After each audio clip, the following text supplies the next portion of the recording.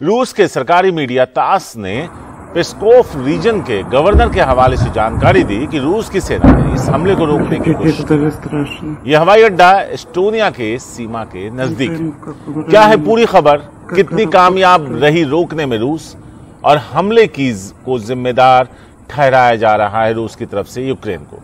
उमा शंकर सिंह है हमारे साथ इस बारे में ज्यादा बात करने के लिए। सीधे ही उमा के पास चलते हैं, उनसे जानते हैं, उनसे समझते हैं।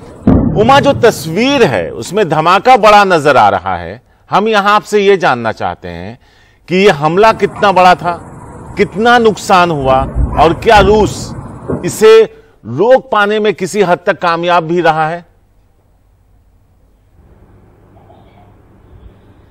जी देखिए शारिक, ये जो हमला हुआ है वो 5 रीजन्स में हुए हैं रूस के, और 4 रीजन्स में तो जो ड्रोन थे उनको गिरा दिया गया, ऐसा दावा किया गया है रूस के रक्षा मंत्रालय की तरफ से। लेकिन जो पेस्कोव शहर का जो हवाई अड्डा है वहां पर ड्रोन हमला जो है वो कामयाब रहा, और इसके लिए यूक्रेन को जिम्मेदार ठहराया रूस के रक्षा मंत्रालय ने।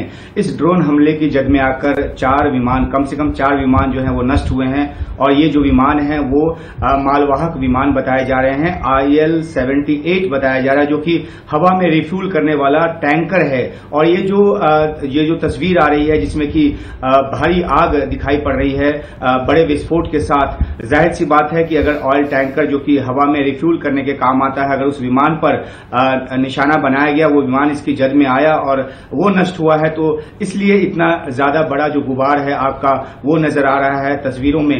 जो बाकी 4 इलाके थे जहां पर इस विमान जो ड्रोन हमला है उसको रोका गया, वो जो इलाके हैं वो हैं ओरियोल, ब्रयांस्क, यारजान और कुलुगा। इन 4 क्षेत्रों में रूस का दावा है कि उसने ड्रोन हमले को रोक लिया, लेकिन इस हवाई अड्डे तक ड्रोन जो है पहुंचने में कामयाब रहे। बड़ा सवाल ये उठता है कि आखिरकार रूस की जो प्रतिरक्षा प्रणाली है वो क्या कर रही थी।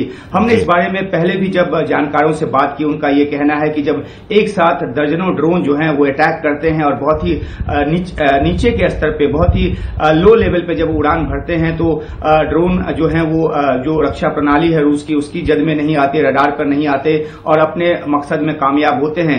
एक खास बात यह है शारिक देखने की कि जिस तरीके से अब लगातार ड्रोन हमले की खबर आने लगी है, मॉस्को पे लगातार ड्रोन हमले जो हैं वो हो रहे हैं, कई हर दूसरे तीसरे दिन खबर आती है कि मॉस्को पे ड्रोन से अटैक किया गया है। तो अब रूस की जो पहले लड़ाई यूक्रेन की जमीन पे लड़ी जा रही थी, अब वो रूस की जमीन पर भी यूक्रेन लेकर गया है। हालांकि अपनी तरफ से यूक्रेन कभी भी इस बात की तस्दीक नहीं करता कि वो ड्रोन हमले कर रहा है। शारिक, शुक्रिया उमा इस पूरे अपडेट के लिए।